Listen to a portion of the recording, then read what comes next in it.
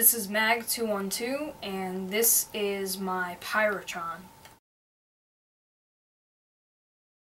I'm also moving to a new room. This is my back room, and hopefully if the light is better, I might record from here from now on. This gun's interesting because this is the first disc blaster integration that I've ever seen, and I was just being crazy, maybe a little stupid too, but I thought it would be fun to make.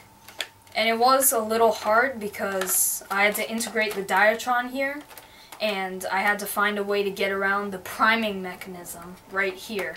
So I actually made two little handles, or priming bars, out of 3/4 inch PVC, and I have a steel rod running from one side to the other.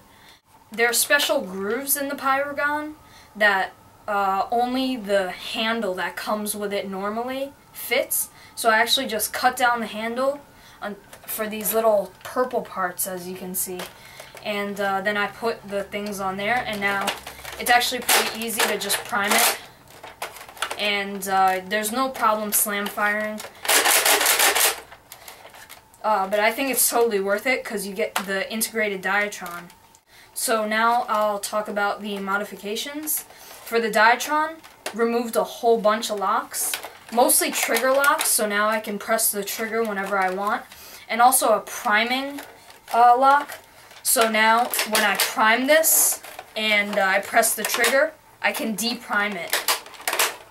That just ejects the discs, which is kind of cool. If you just want to eject it, you could do that. And that's all the mods for the Diatron, because I couldn't find a way to relocate the spring to make it more powerful, but I did do that for the Pyragon.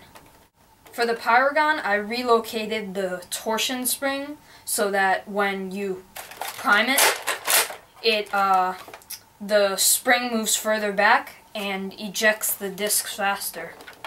Right back here, some of you guys might be wondering, how did I get a retaliator stock to fit on the Pyragon? Because, as most of you know, you can't put a retaliator stock on a stock Pyragon.